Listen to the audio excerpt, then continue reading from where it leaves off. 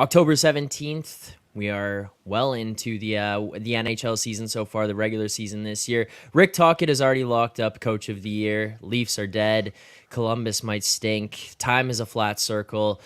But something that is new here, or should be new into your arsenal, is adding an odds comparison tool like BetStamp. Gone are the days of having to manually line shop across every single sports book. You can do so using an odds aggregator like BetStamp, because the easiest way to improve as a sports bettor is by using multiple sports books and always getting the best odds. We recommend using an odds comparison tool like BetStamp to do so. BetStamp compares odds across every sports book, whether it be for games, futures, or player props. You can save time and money by checking BetStamp before you bet, so make sure to download the app today. If you are looking to sign up for a new sports book, you see something up here on the screen that you don't have yet, please make sure to go over to the link in the description. That is betstamp.app/edgework, or you could just click that link in the description to sign up for those sports books. It does help support the show.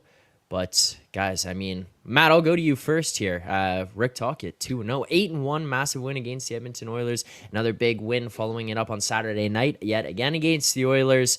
How you feeling about holding that ticket right now? Really good, because apparently Rick Tocchet has the ability to Jedi mind trick opposing goaltenders, at least in the case of the Edmonton Oilers anyway, into playing pretty terribly. Because, to be honest with you right now, and I don't know if we want to get right into tonight's game with regards to the Canucks and the Flyers. The Canucks might have been a little bit, it's hard to say they're lucky when they won a game 8-1, but when you look at some of their advanced metrics at even strength, once we change the opposition from the Oilers and their goaltending woes, we might have to take a bit of a step back on the Rick Tocchet award. That will be renamed for him next season. But we'll see. Good start. What else do you want from kind of a long shot Jack Adams award than actually getting some attention in the first week of the season, right? There's nothing wrong with that. Yeah, that's fair enough. I mean, come out strong, come out the gate swinging after you gave your big spiel about why it was all for Rick Tocchet and so money. This was the year for them. Richard Tocchet, as you called him out in Vancouver, and then Moretto. I mean, you got to be feeling pretty good. You got to be feeling pretty good this morning. You gave out a ghost pick on yesterday's show. It was the only one that we had that won, so you kind of saved us from going over. And what, now you think you're too good for us, or what's going on? No, I want to provide some winners when the camera is actually on me. I feel very much like a bit of a coward here. I win behind the scenes, and then the spotlight's on and everything goes to shit. So yeah, I also Matt, I just want to say last year you gave out Hackstall, and again kind of came in second place last year, and it just sucks that Tocchet's going to have the same fate when Andre Turingi wins this year. So it is what it is. It's still it's still a good thing to have in the portfolio. But and also Zach, once again, this is the second time I've been on here when the Habs are playing, and again you've used a player from the opposing team that they are facing in the photo of the thumbnail, and just I don't know what I've done to you, but you keep it coming, and all right, I'm just getting used to it now. I'm just adjusting to the new norm for this season. In all honesty, this time genuinely, it didn't cross my mind at all. Like, I wasn't even realizing that they were even playing the Habs. I was looking to see, and I saw Minnesota was on the schedule there. I just threw Kaprizov in. I had the thing partially ready to go for him, so I went with that. But yeah, funny how that works. Yeah, it's hilarious. All right. Well, again, as always, if you're in the chat here, you're new to the chat, please make sure to subscribe to the channel. I mean, that's first and foremost. If you're here and you're not subscribed, I don't know what you're doing, why you wouldn't be subscribed. We're giving out winners here on this show over the course of a full season, a large sample size last year. So hopefully we'll continue to do that so far throughout this year. But make sure to hit that subscribe button, hit like while you're watching. And if you are in the chat and you do have questions, please make sure to send them in there. We'll try to answer them throughout the course of the show. But boys, sent off this morning. We don't have a little bumper or intro into this segment, but we're going to be introducing something new here today. We're going to call it Carry On or Call It Off. So we'll go through some of the games from the night before and discuss whether we're going to be changing, staying the same, or continuing on with our evaluations of teams that we saw last night. So we'll go through some of those. So Moretto, I'm going to go to you first. We see a bunch of different teams play last night. There was one that you were messaging me about. It's a little bit of a pain point for myself, but I'm going to open the door. The Toronto Maple Leafs, your evaluation of them ahead of the season and what you've seen through 3 games. How are you feeling right now? Any adjustments that need to be made? What are your thoughts? I think Matt and I probably share similar views here. So I don't want to go too in deep because I think I've bashed the Leafs enough on this show. And, I don't want to it comes across as bias at a certain point, but genuinely taking the team name aside, if this was I was telling you last night, if you swap the players completely with the Avalanche, if this was the Avs that had the Leafs roster, I would feel the same way about this team. It has nothing to do with the fact that they are the Leafs. I just think defensively, nothing to do with it at all. I think defensively they're a real problem though, and this is it's hard to. The 5-on-5 they've struggled. I think that's largely down to the fact that they are getting hemmed in their end too often. They're unable to transition well. There's too much onus on those top 6 forwards to kind of create everything for them. They're not getting any scoring support from the bottom 6 right now. And defensively, they're just McCabe looks brutal. Brody's been bad. Giordano, I love Giordano as a player and what he's done for so many years in this league, but he's basically done at this point. And you have to start to wonder, what do you do if you're the Leafs? Because it's not a matter of just, okay, well, we have to bring in a guy Parayko or someone that can shore things up. It's you might need to bring in 3 guys on the back end to make this, sort of salvageable. So yeah, that's a bit of a concern for me. And goaltending hasn't been great, but goaltending can be streaky. So I'm not necessarily all out on their goaltending right now. I think that can come around.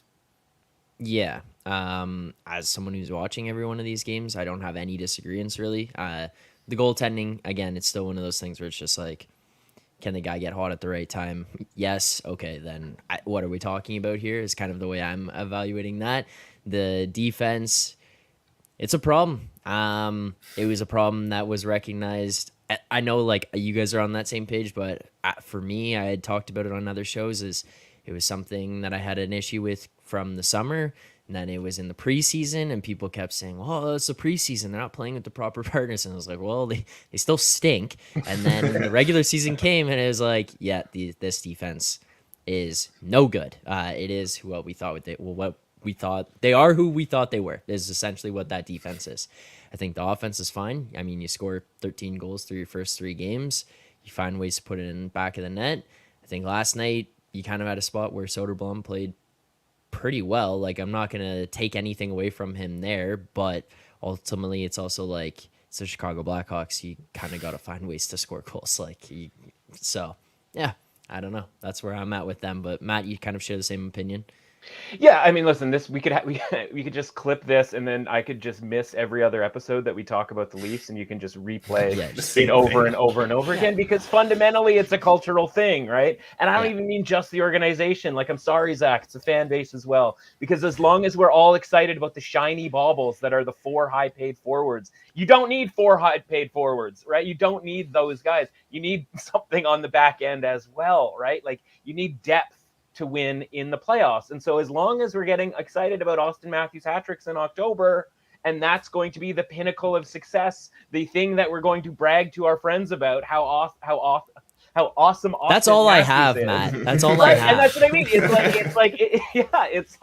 if that's what all you have, and then you're screwed, right? Because if that's what you have to make you happy, then I'm sorry, it's just going to end the exact same way over and over and over again, right? And so it's just fundamentally the team is just built off kilter, and one of these guys has to go. And I'm not saying that you can make this change tomorrow, and all of a sudden there's going to be the Leafs are going to have all kinds of depth or whatever. But honestly, they got themselves into a weird spot where they're man, we have 4 really good forwards that we have to pay a bunch of money to, and we can't just snap our fingers and make the team deeper and therefore more successful in the playoffs. Because what happens if one or two of those guys gets hurt or is just unproductive in the playoffs?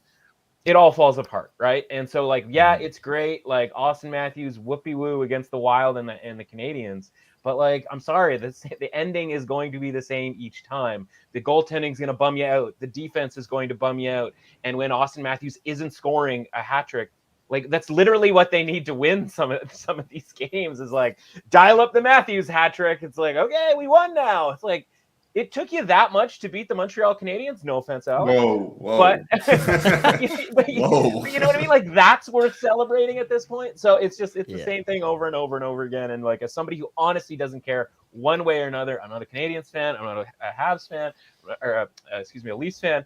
I don't care about any of it. It's just like, I'm sitting here watching this and going like, the plot is completely lost when it comes to, you know, following and supporting the Maple Leafs, and we're just cheering for the wrong things at this point, right? And I mean, you're not going to sit back and be like, oh, stupid Austin Matthews with another hat trick. Like, that's not what I'm saying. Like, you're obviously thrilled that they're winning the games and he's awesome, because he is awesome. But like, all of this, you know, at this point, you know, it's different. If another franchise, you know, I make the comparison like Brock Besser scoring 4 goals, it's like, the Canucks, that is literally all they have. And like a Brock Besser 4-goal game and an 8-1 win against the Oilers, it's like, this is the greatest thing, because like nothing else has happened in the last 5 years. Like, the Leafs honestly should be better than this. They should be beyond the cheering for the Austin Matthews hat trick situation, right? Like, there's more to it, and you got to find the more to it. And it just doesn't seem like this team is capable, as they, you know, as you guys talked about last year in the spring, right? Like, roll it over, bring it back again, right? Like, it's just like, no, like it's all just stemming from the whole, like, okay, we're not going to make any changes except for, you know, obviously your guy Kyle Dubas failing upwards to Pittsburgh. So anyway, that's you know, We're not talking about it here. We're not getting back into that. Yeah. Yeah. I mean, it's been a 7-year abusive relationship with this Maple Leafs team. It's the ex-girlfriend that you have a good relationship with, and then doesn't even end poorly. They just kind of rip your heart out and say, oh, we got to go a separate way. And you have a good couple of months being single, and then they hit you up again and say, maybe let's try this again. You say, yeah, it'll be different this time. And I've just fallen into the trap 7 years in a row. It's a case of like expectations never matching reality, where like there's always these high, lofty expectations around this team. But I think the reality is this team isn't quite at that like cup contender level, and they haven't been for a long time. It's just been the expectation of them because of these shiny toys and like because of the fan base. And, you know, Matthew Nyes is going to win the Calder, and Matthew Nyes is going to score 50 goals and like all this stuff. It's like, oh, hey, where's Matthew Nyes been through 3 games? And like, where's this new depth they were supposed to have that hasn't done anything so far? It's just like, I think those haven't quite aligned. And until we bring that back down to what the reality is, we're not going to see, you know, any drastic changes or anything that'll actually help this team contend. But listen, I want to get back to Zach's love life here in a second. But you know, I mean, you know, Alex, you're pointing out like the sort of deep, you know, dark web Leaf fandom stuff, right? With the Matthew Nyes stuff, like that's just made up nonsense, right? At least the Austin Matthews goals are like a tangible thing, right? And that's the thing that creates the excitement. And like, they might win the division this year, right? Like, a loss last night to Chicago doesn't necessarily mean they won't win the division. It changes nothing. It changes nothing, right? But winning the division doesn't change anything, because the game fundamentally changes in the wrong direction for the Leafs come April. And they might catch, you know, a team who, you know, in last year with Tampa Bay, right? They might catch a team who's like plumb exhausted after 4 years of just playing the absolute limit of games. And then all of a sudden they just find a team that's playing better hockey, fundamental playoff hockey, and then it's just going to go awry. But anyway, Zach, get back to your love life, man. Like, what's going on with you? Like, that sounded well, right. I appreciate the support here from So Money. You know, that sounded big. Thank you, So Money. Yeah. No, I as you kind of said, I made the joke like time is a flat circle, and then Matt just kind of added on to it by saying you can play this clip all season long. It's like, we're joking, but we're not. And I've now done covering this team on my own channel for. This is now going into the, I guess, 4th season of me doing this.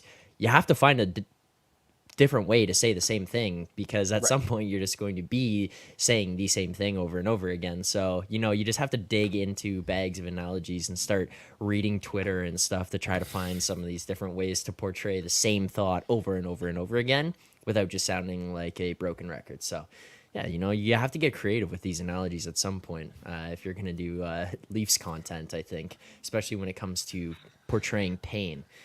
That's enough of Leaf talk here for today. I hope people got their fix of that. Another team that has come out here and actually kind of gone the other way is having a really interesting start to the season. The Detroit Red Wings, off to a really hot start. In terms of where you were at from your preseason evaluations here, Alex, have you kind of turned things up when it comes to the Detroit Red Wings? Have you had to make adjustments for them being a better team? Are you maybe just holding off a little bit? Where are you at with Detroit?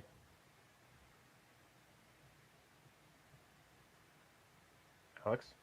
Oh, Alex? sorry. I thought you said Matt. I don't know why. I thought you said Matt. I think you probably thought he was talking about me because you guys talked me out of the coach of the year. We did.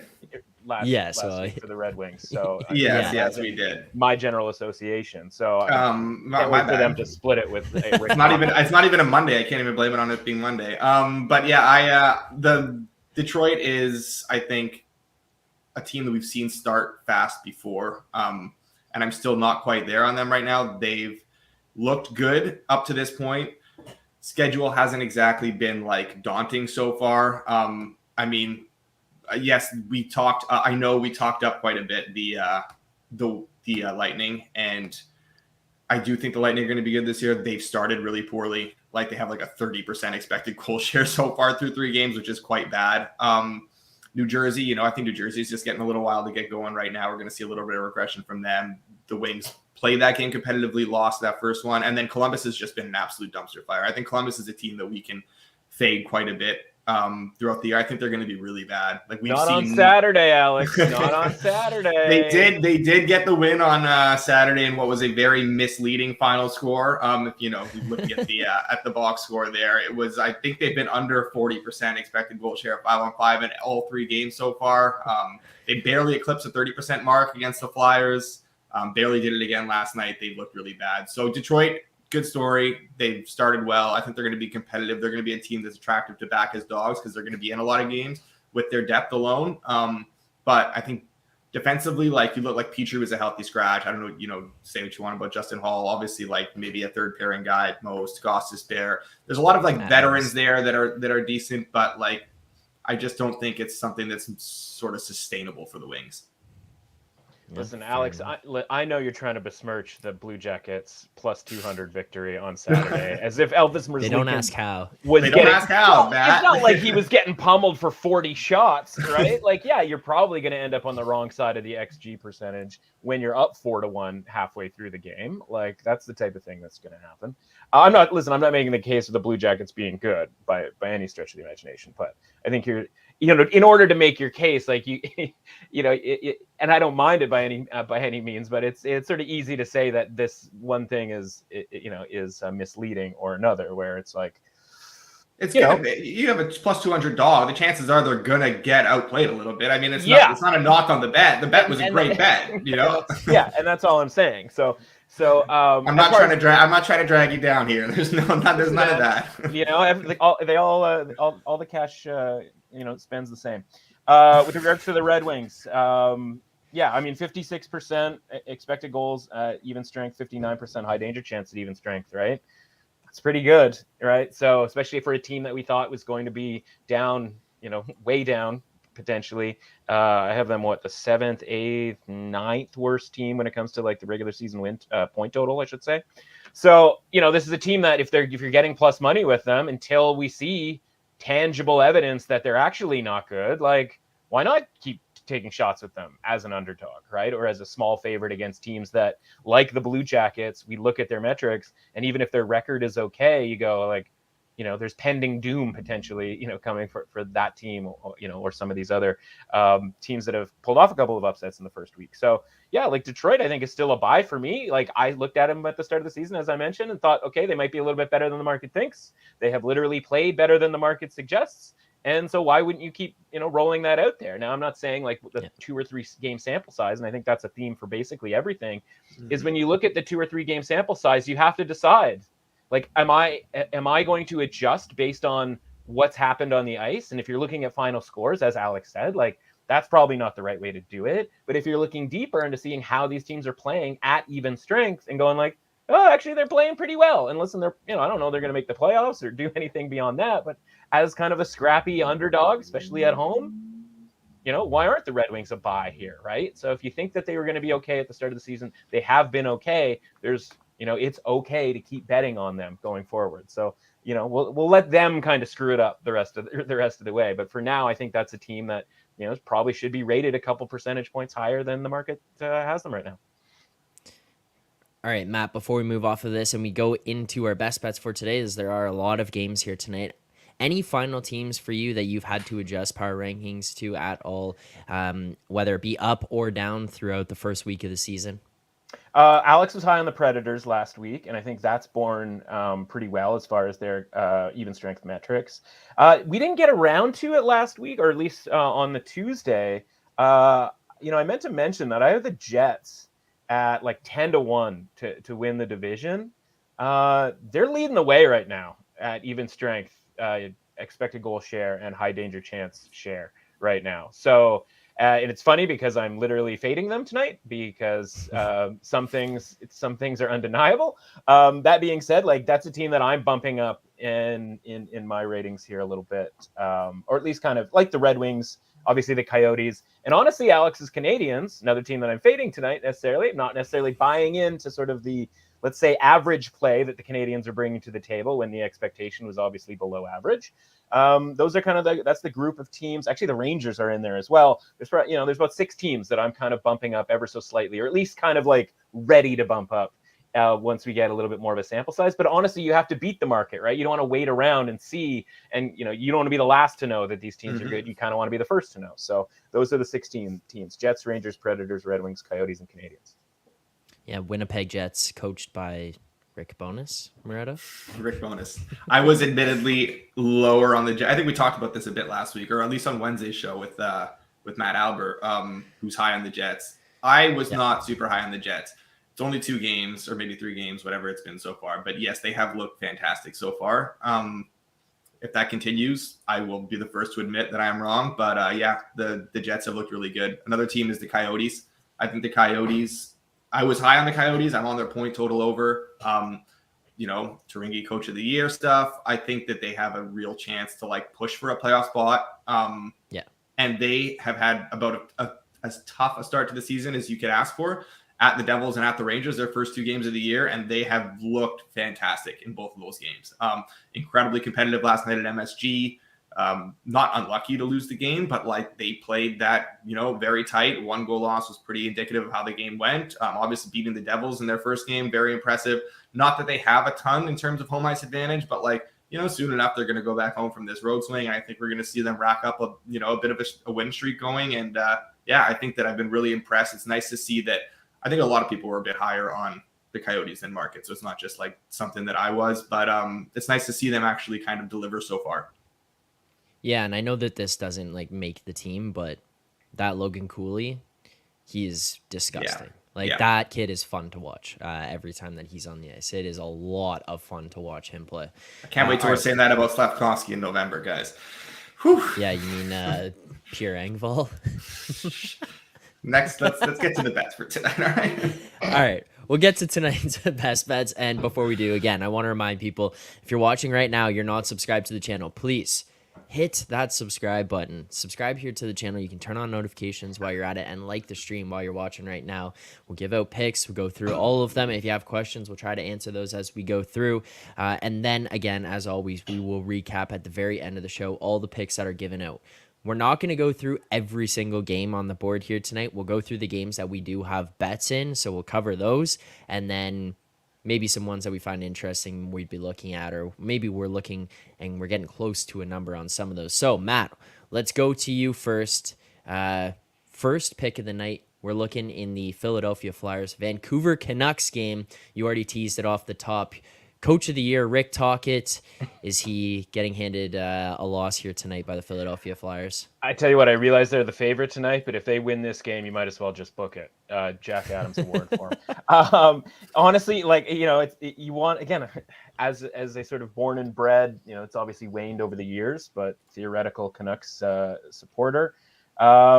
I don't want to admit it, but the reality is the reality here. And the Canucks at 38.8 expected goal share at even strength and 31.6 high danger chance share at even strength.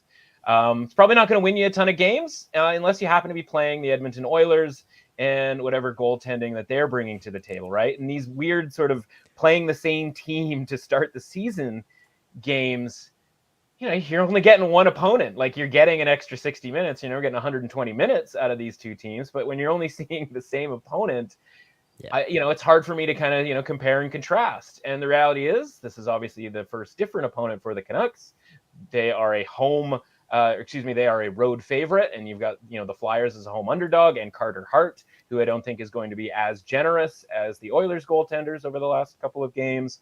And so at a plus money price here, like, I think this is a pretty fair price relative to where the market expected these teams to be, with Philadelphia as like a 75-point team and the Canucks, an 89-point team before the season started. But again, if the scoreboard was a little bit different, then I think the odds here would be a little bit different. But, unfortunately, and, shout out to our guy So Money here, but got to go with the Flyers as the home underdog here tonight.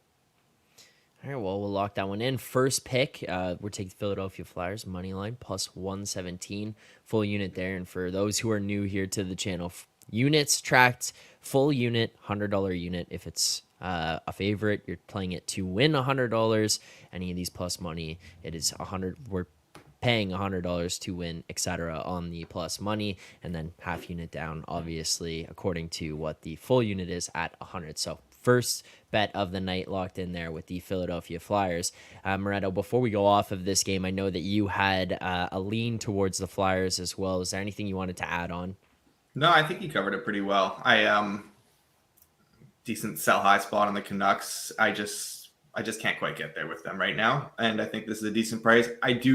I'm not like dying to bet it at this number, though. It has been kind of bet into shape a little bit. At this point, it would be more of like a strong lean for me than like a play, but I do lean Flyers or nothing here. Yes. Yeah, and that's what I mean by the number being fair. Like, yeah, it's bet to where I would expect it to be. It's not some like, oh man, there's a couple of percentage points of value here on the underdog. It's really more just like, honestly, we don't know that much about Philly yet. They went on road win against the Blue Jackets. Okay, the mighty Blue Jackets. Right, cool. And then road loss at Ottawa, who may or may not be a wagon at this point. We don't know. Early indications are maybe on that. So, kind of both expected results for the Flyers. I mean, I guess, a road win against any team in the NHL is somewhat impressive. The Rangers couldn't pull that off in Columbus. So, we're not talking that much about the Flyers in this handicap, because I think the Flyers are probably around who we thought the Flyers were going to be. Whereas the Canucks, obviously, as you mentioned, it's a pretty good sell high situation here. Yeah, the Flyers, I think, have a pretty underrated forward group, too. I think part of the whole thing about, like, the Flyers being bad this year is the fact that they've openly been saying that we are going to, sell off. We are going to tank. We're rebuilding. So eventually they're going to get to a point where they're selling a lot of these guys off. But, like, for right now, while the team is intact, I think they're actually, like, a little bit undervalued. Yep. Let's go in chronological order here of where the games are at. So, I mean, I can't believe looking at this schedule the way that the NHL.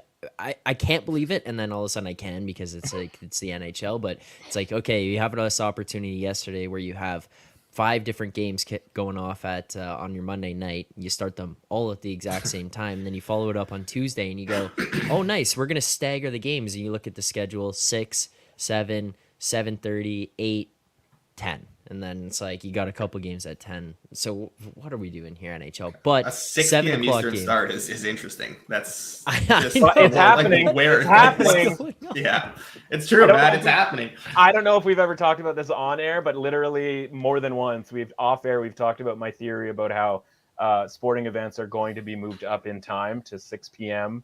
Monday Night Football to 7 p.m., et cetera, et cetera. And it's starting to trickle in here. We had the opening night Lightning game at 5:30, something like that. And now I was even just thinking, without looking at the times until you guys started talking about it, I was like, why don't they have the Flyers game at 6? And then you guys are like, 6 p.m. I'm like, it is at 6. This is the greatest thing. We're doing it, guys. We're doing it. 6, 6:30, 7, 7:30. Let's go. This is what we need. So we're missing a 6:30 game here. We'd be right there. Why the Islanders can't play at 6:30, I'll never know. Or Montreal. Montreal could play at 6:30. What are they doing out in Montreal? It's a Canadiens home game. They've pretty much everybody's left work at noon anyway. Like, having corned beef sandwiches, man. The arena's right downtown. Like, we can get to a game at 6:30. So anyway. Oh, love it. This probably makes sense here. So Money and Mike Bromberg both bringing up the Phillies The Phillies Did they games, move they it probably up? moved that Is up that the because of that. situation, or is That it might make I am a sense. Diamondback. We are not all Phillies. So money. Okay. We are not all Okay. Phillies. I've got some long Diamondback prices for NL and World Series that I'm probably not gonna get anything from, but it is what All it right. is. Well, anyways, this Habs Wild game, we've got two best bets in. So I know what the second one's going to be. Matt, I'm going to go to you first on this one. You are looking at a side. Which side are you looking at, and why here tonight? Yeah, so I mean, this goes into the second week of the NHL or any sport situation, right? Where you go, okay, Montreal playing a little bit better than we thought they were going to from a 5-on-5 standpoint.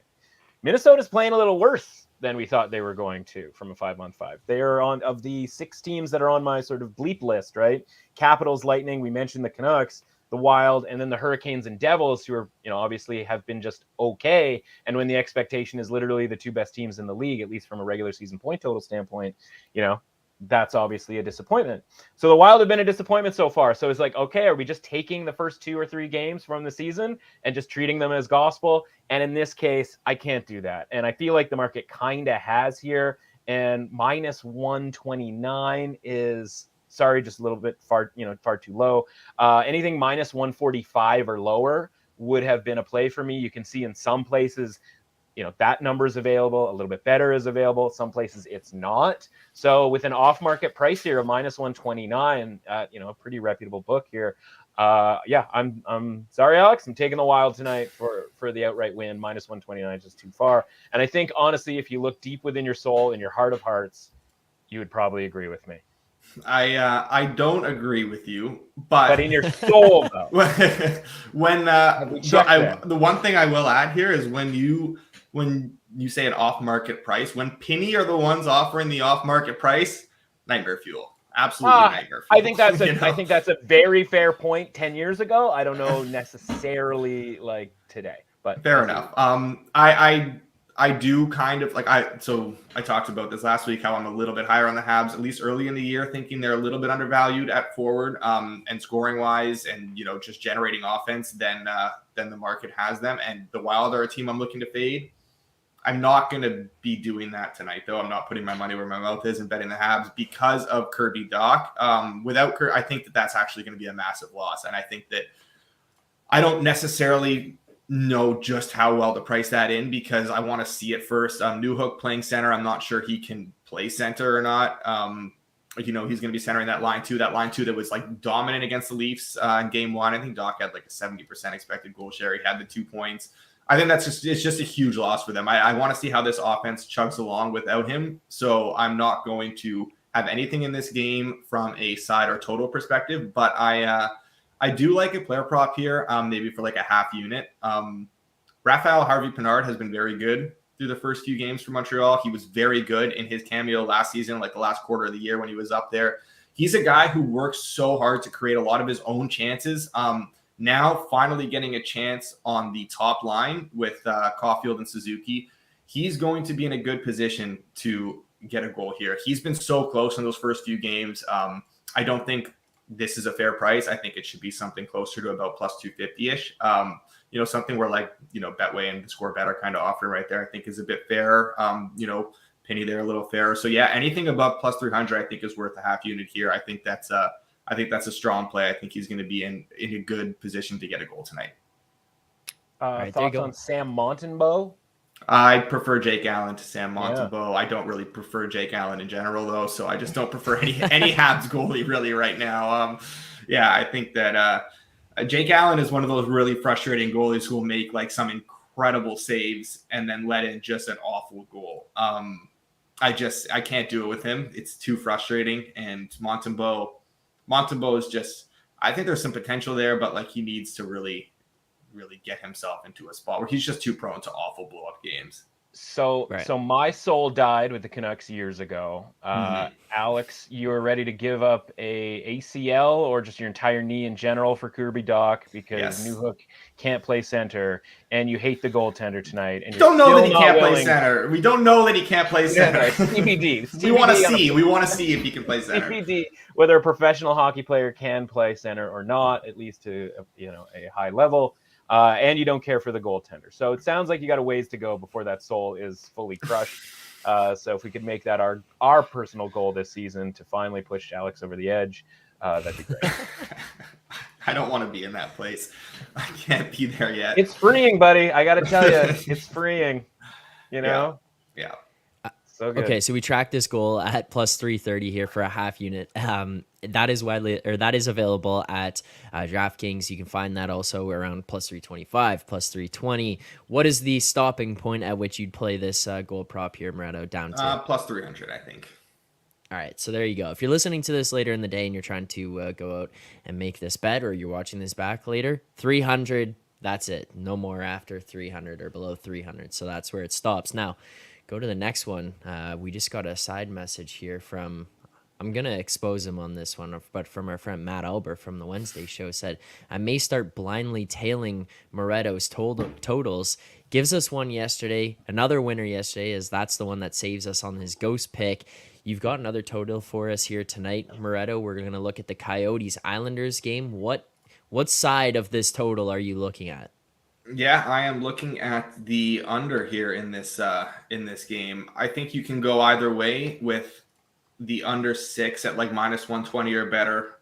There's a minus 115 at DraftKings, which is probably the number I would look to bet as opposed to a plus money at under 5.5. But if you're going to play a minus 120, then I'd rather lay the under 5.5 at plus money.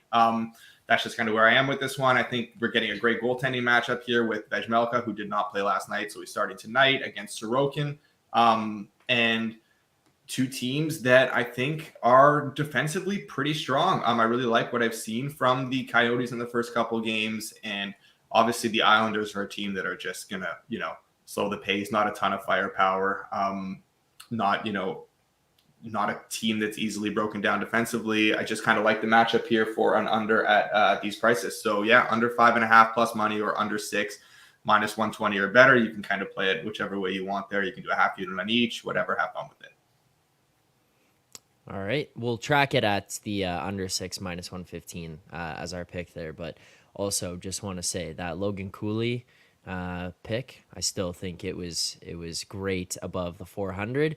There is the one available there, still sitting out there. I still think that those are going to be something I'm going to continue to play because watching this kid, I think he is the real deal. And I still just feel like that it's still coming down from where it was. We saw at 500s in the first game, down to 490, 480, and now we're down to 450 here with him.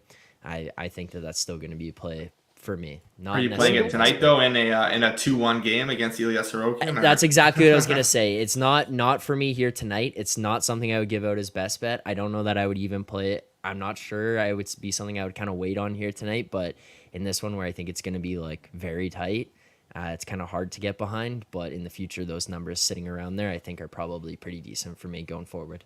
When do we start getting involved in Calder Trophy bets for Logan Cooley? I'm not there because I missed the boat on it, I think, and I've got a lot of Bedard, and I'm just gonna either go down with the ship or just hope that the hype pushes him over the top. Well, so here's the thing with the hype with regards to Bedard, and again, I preface this by saying I'm dying to find somebody other than Bedard to win this award because I just patently reject the idea of a minus 175 favorite 3 games into a rookie season. He's obviously gets the attention every single game, right? It's Bedard's playing here, Bedard's playing there, first goal, first point, blah, blah, blah, blah.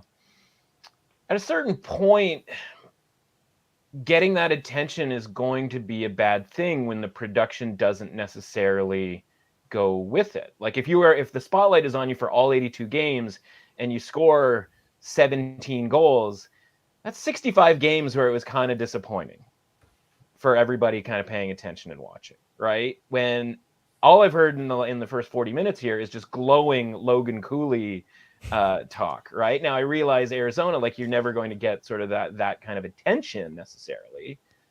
But are we ruling out the idea that he just has the same amount or more points than Bedard at this point at the end of the season? Oh, no. He's on better teams, better situation. Yeah. Don't think he's a better player, but doesn't necessarily have to be a better player. He's a year older too. But that's the same. Is he a better player? You don't think he's a better player right now, or you don't think he's a better player Like, I don't think he's a better wouldn't player right trade now someone. or in the future. Okay, I'm just trying yeah. to gauge where there's a lot of excitement here with Logan Cooley. I just want to gauge where we are as far as like in comparison to Bedard. And then obviously if we get to a point where we're humming and hawing about it, one's minus 175 and the other's plus 750. Right. Well, I think for me, like watching it and even the hype that I'm giving it is more just based on every single person watching Connor Bedard had expected Connor Bedard to be of a certain caliber. And reality is, whether the points are there, the goals are there right now or not, I think that his level of play has kind of lived up to it, because like I'm watching that game last night. Every single time that this kid hops over the boards, it feels like he's a threat to score. Yeah, you're nervous. The Logan, yeah, like you're kind of sitting there like, oh my God, this guy's going to make an impact on the game. The Logan Cooley thing for me is just like, I knew who was going to be a good player. I will say I did watch a lot of the Frozen Four and stuff. My sisters went to Quinnipiac, so I was watching them go Quinnipiac along their journey and just humble following brag along. right there. Well, I'm just saying like I was watching along to see who was going on and who they were going to be playing against if they could get through. And then at the same time, I was following along with what Matthew Nice is doing. It's like, wow, this Cooley kid is very, very good. And then it's like, okay, how does he translate? It just kind of exceeded expectations is more my thoughts of where it was at. And then I'm seeing some of these numbers pop up and I'm going, well, he's playing on a second line with other NHL players and Zucker and Kerfoot, and he's getting power play time. And it's just more, where did we think he was going to be? Where is he right now? Whereas Bedard is like, we thought he was going to be incredible. He's pretty incredible. Okay. Yeah. No, I just wanted to get the sort of comparison going there, because again, like, you can be afraid every time he jumps on the ice, but if the puck just refuses to go in the net over the course of a period of time, right? Like, the numbers are just not going to add up, right? Now, again, he might have a hat trick in literally his next game, and then it's just like it restarts the cycle of excitement, right? But if there's a drought of any kind, then it kind of becomes a bummer more than anything else, and then that gets affected when you start comparing to other, players on other teams, right? And we had this, last year with the Kraken. It's like all of a sudden a team makes the playoffs and you go, okay, like, well, who's the good players on it? It's like, well, the rookie, and it's like that could be, sort of Coyote-esque, if you will. So anyway, yeah, move on. Yeah. All right, Matt, we're gonna go to you for this pick here. It's Tuesday. I saw the comment way earlier in the chat. What else would it be without the LA Kings playing on a Tuesday? What do you got for us here tonight when it comes down to the LA Kings? I'm jumping ahead to this one because I think people are interested to hear your thoughts between the Kings and the Winnipeg Jets tonight. Yeah, I mean, let's get the odds board up there, Zach. Honestly, this is as much as we say, like, look at how well the Jets have played. Alex, he's not necessarily buying in. I'm not necessarily saying I'm buying in. I might buy in if this is literally any other team tonight. But it's the Kings, and it's the Kings on a Tuesday. So we got what, plus 116 right there. Is that there was some plus 118 earlier, so we're coming down a little bit. So time to hop on this while we can. Basically, anything with a plus in front of it was going to be good enough for me on the Kings here. Kudos to the Jets for playing really well. Obviously, I hope they keep playing pretty well, not necessarily tonight, or at least not as well as the Kings. And honestly, they may even outplay the Kings, but if the puck goes in the net more for the Kings, I would be thrilled with that. So, yeah, I mean, this is just going, keeping my preseason priors intact and not getting over my skis here about the Jets, even though I do acknowledge that they, through 2 or 3 games here, have played well, right? So this is sticking more to the priors than getting influenced by what I'm seeing, even though I'm acknowledging that the Jets have played better than anybody really thought. And again, I was high on them enough to throw a 10-1 shot at them to win the division. So again, this isn't any sort of Jet slander necessarily. It's really just more a commitment to my preseason numbers. And it's Tuesday. All right. That's the other thing. It's a Tuesday. You gotta bump them 3% at least when it's a Tuesday. Yeah, get some tacos, maybe a churro, and really have a night. That whole like carry on or call it off thing that we did earlier. This is like turn it up ludicrous speed here on the LA Kings if they're playing on a Tuesday. Like anything you had on them ahead, just take it up a notch because they're playing on Tuesday. Yeah. Moretto. So we give out one bet in this game. You've got another one here tonight. What is it? And what are we looking at? What are we locking in here? Yeah, we're going to the total market here, and I'm going to play another under. I would prefer under 6.5 at like -120 or better. That seems like it's pretty widely available. I see a lot of like 115s, 114, bunch of 120s. Yeah, so anything 120 or better under 6.5 is a play for me. I think the Kings are going to be a bit more of an under team for me this year. Has not come to fruition yet, at least based on the score lines. A 5-2 loss, a 6-5 loss so far. They've been bleeding goals. I don't think this is a team that should be bleeding goals.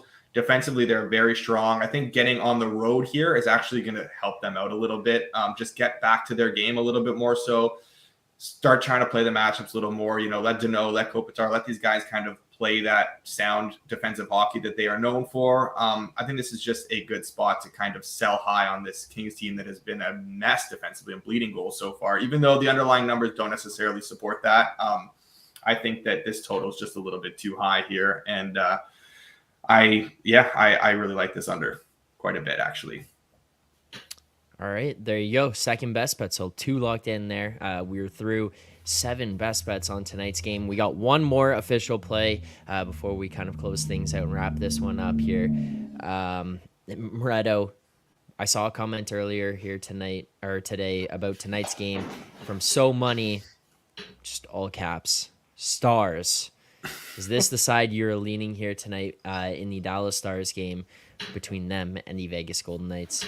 Yeah, it is. Kind of killed the suspense here, but yes, the Stars are the side. I was on the show last Tuesday. I gave out the Kraken against Vegas. Obviously, that didn't quite come to fruition, although I think maybe we deserved that one a little bit more. I'm just selling on Vegas a little bit here. Super high on the Stars overall this season, not as high on Vegas. I think that Vegas, what we've seen from them so far, has not been like super impressive. Obviously, they're 3-0 right now. They haven't really allowed many goals. They played 2 brutal teams and a third team that is not brutal, but they cannot score goals, and we've seen that already. This is going to be a much tougher test against the Stars offense that I think can score a ton of goals and has a lot in them. I like them at this price. I think that I would go up to like -115 even with this. And I'm buying the Stars here. I'm selling Vegas a little bit. It's kind of a bit of both that play into this. And I think we're going to see Vegas handed their first loss, and the Stars get a little bit of revenge for that Western Conference final that cost us a pretty big payout on the Stars to win the West. So I like them to get a little bit of revenge here for all of us. Okay. Yeah, even that Ducks game on Saturday was a little bit dicey. It was. Speaking of they haven't been super misleading impressive. scoring lines. Like, they haven't been super impressive to this point, Vegas. No, I don't necessarily trust the goaltending to hold up, even though I keep saying that and it keeps holding up. But I mean, they haven't, like, they did not. Like, they did not by any means dominate the Sharks. They did not by any means dominate the Ducks. Those were fairly even games. They got significantly outplayed by the Kraken. They won that one too. Again, I just selling on this team a little bit here and buying all the Stars I can, because I think this team is unbelievable. They're like top to bottom. Their depth chart is just very impressive. I would have liked a bit of a plus money here on the Stars, given the sort of obvious reputation of the Golden Knights, at least, in the not so sharp community necessarily. And again, the banner above the arena. So I can get behind like the idea of the bet of the Stars. It's like, man, I'd really like a better price, given like I feel like we should be getting sort of an underdog price here. Going against a 3-0 Golden Knight defending Stanley Cup champion, right? But again, that might just be right. The market being, really, really sharp and aware that the Stars are quite live tonight to not even give us that plus money price. Matt, if nothing else other than, if not for the Kings Tuesdays, if that's not what you're known for on this show, one other thing would be some of these big, disgusting underdog plays. There's one that you were looking at. I know there wasn't an official best bet heading into the show, but as we've gone through here, now through about just over 45 minutes of this show, are you maybe getting towards a place where you could be playing on the San Jose Sharks here tonight? Yeah, we are so close, Zach. Throw up the numbers, my friend. What do we got? What's the best available? Oh, plus 280s. Just the one. So, I mean, if you had access to that, plus 280 is basically my number to bet the Sharks tonight.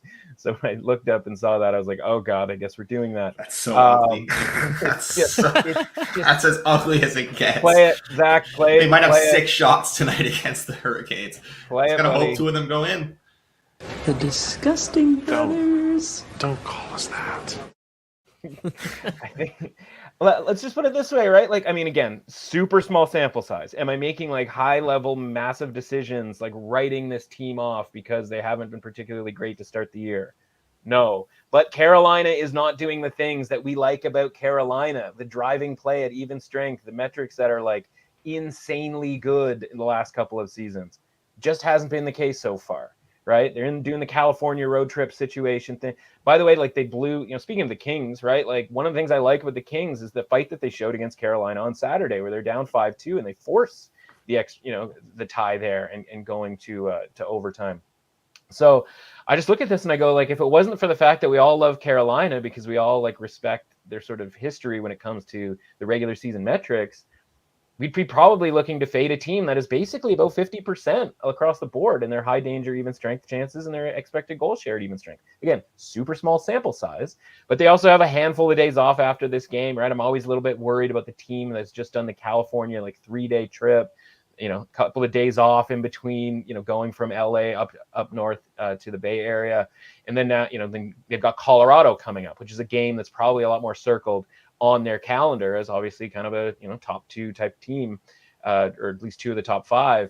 So this could be a sleepy type situation as well. So I just look at it and I go, okay, if you're going to give me plus 280, and maybe by the time that number becomes more prevalent by the time the puck drops on this one, and yeah, like I mean, you could say maybe it's because there isn't anything nothing disgusting on the board elsewhere, but the Sharks. Listen, they're not any good, but right now the Hurricanes aren't playing particularly well, at least to start the season. And with a lot of these teams where the end of the season matters a lot more than the start of the season, it's not all that surprising, right? Like a loss to the Sharks is like a total shoulder shrug for the Hurricanes, right? Like what do they care at this point, right? So, if they're not doing the thing that we like about the Hurricanes, then I kind of have to look to fade the Hurricanes. It just so happens it involves the San Jose Sharks tonight. But again, that's what the price is for. So if we get up to plus 280, it's disgusting brothers time. Even if Alex doesn't want to call us that. No, I'm down. I'm down. I'm disgusting. But if the Sharks, I mean, if the Hurricanes are indeed having this slow start, which we've seen through 3 games, if this is like the only, I mean, we see it a lot. Teams that start the season slow, it kind of continues for like a couple weeks before they get going. So, I mean, this is probably a spot where like it's not bad to take that long shot price on the Sharks and just hope that this sort of continues right now. And, it takes a little bit of time for them to get going. It takes a little bit of time for them to get right because they have not been that team that is allowing like 13 shots and score and, getting 45 and still only winning 2-1. But, they're relying on like shorthanded goals and stuff to win too. They've scored 3 shorthanded goals in 3 games so far. I think that's got to be some sort of record to start a season. I don't like. Look, I have no interest in betting the Sharks just right now against the Hurricanes, but like I very much see the logic in it. And now like I'm having a little bit of FOMO and like maybe I dabble. Maybe by the end of the day I dabble. Like I haven't yet, but I might dabble at one point.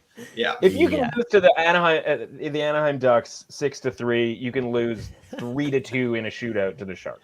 There's no way that this goes tonight other than it's either like they outshoot them 48-12 and lose 2-1, or they get outplayed and win, in the realm of or they get outplayed and win 4-1. That's pretty much there's only one of 2 ways where it's going. So hopefully they play well and lose. Well, a few things here. So first of all, we won't track this as a best bet because 280 is like the peak that is available on one book right now. But if you're looking for like that's where we're trying to get to on this, that's where you're going to try to play it. Now, part 2 question. There is a question in the chat here, Matt. We'll go to you on this one. Limited Sports says full unit on the Sharks at 280. How would you play this one? Are you going full unit, half unit? Yeah, everything I do is full unit. And Okay. the idea isn't, okay, we're going to lose a unit tonight, because the reality is the probabilities are that we are going to lose a unit tonight. And if that's like Yes. make or break for your life, then like maybe betting isn't for you. And it's more like we're over the course of the next 1,700 games, we're going to be about 2 or 3% above board here on these plays. I'm not saying 53% winners. I'm saying like our edge, our profitability here is going to be 2-3% from a individual edge standpoint. So yeah, everything, whether it's Blue Jackets on last Saturday at plus 200. I was going to say, maybe Detroit tomorrow. That's not even going to be that disgusting. Yeah, disgusting or not, right? Disgusting Everything enough for us. Yeah, right. That's what and that's looking at the board. I was We're like, well, I guess the gross. Sharks are the only gross thing. What's the price I need to bet the Sharks? 280, Yeah. and the first thing I see is a 280 at BetMGM. It's like, all right, I guess we're doing this, right? So Yeah. again, I think that price might become more prevalent as you start, people start piling parlays into Carolina finishing the night, right? You're throwing 2-3 game parlays all day. Like that price might come up and up, and just looking for Sharks money. And I'll be happy to sort of slide in there at the last minute. And well, happy's probably a stretch, but I'll be at least sort of willing at the last minute to grab some plus 280 with the Sharks full unit. Okay, and final thing on this Sharks one. If the Sharks happen to win this game here tonight, Alex B. Smith is going to be in for the sweat of his life until Thanksgiving, American Thanksgiving, because he said that the Sharks will not win. Well, I think he said they wouldn't win 2 games by American Thanksgiving. So a win tonight gets them halfway home. So it's going to be a tough one for him until then. As far as today's picks go for tonight's games, and also, by the way, for people, I did see a comment about a tougher start to the year. You can track all the picks that are given out on the show throughout the course of the season on the BetStamp app as Edgework HQ. You can see over the last 30 days, which would encompass the entire beginning of the season here so far, 1.9% ROI through the course of 21 bets that have been given out and graded here on the show thus far. So we had a tougher day yesterday, but as far as the season goes, still up on the year. And specifically in regards to tonight's picks, if you go over to Edgework HQ again, you can track everything given out on the season, see how they move throughout the day as well. Tonight's picks, for a recap here, the Philadelphia Flyers money line plus 117, full unit there. Raphael Harvey Pinard, anytime goal scorer, plus 330, good down to plus 300, half unit on that. Minnesota Wild, minus 129, full unit there, money line. The Arizona Coyotes, New York Islanders, under 6, minus 115, money line, full unit. The LA Kings, Winnipeg Jets, under 6.5, minus 115, full unit there. LA Kings money line, of course, Kings Tuesdays, plus 116, full unit. And the Dallas Stars money line, minus 107 for a full unit. So quick to run through. Flyers money line, plus 117. Harvey Pinard, anytime goal, plus 330. Wild money line, minus 129. The Coyotes, Islanders, under 6, minus 115. LA Kings, Winnipeg Jets, under 6.5, minus 115. LA Kings money line, plus 116. And the Dallas Stars money line, minus 107. Boys, we got a lot of bets here tonight. I think this might have been like the biggest card that I've had to run through, even including dating back to last year when Todd would hammer away at the shots on goal props. This felt even bigger than what some of those just cards frantically were trying to track 35 bets in like 10 seconds.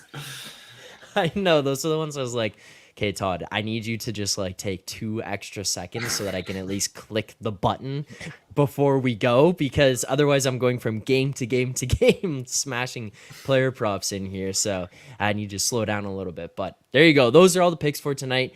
If you do want to track along with those, you can find us in the BetStamp app as Edgework HQ. Appreciate everyone who tuned in here today. Make sure to hit that like button. About half the people watching right now have hit like, so that's just not enough, just straight up. We do appreciate the support, but smash the like button. It's that simple. It takes 2 seconds. Coming on here, giving out winners Monday through Friday, 10:30 a.m. Eastern Time. Moretto, Matt, thank you guys so much for taking the time to do this here today. I'll be back tomorrow morning. Another Moretto and Matt, but different Matt on tomorrow. Matt Alber. Look forward to seeing everyone back here tomorrow morning, 10:30 a.m. Eastern Time. Enjoy the games here today. Good luck on your bets. Let's have a day.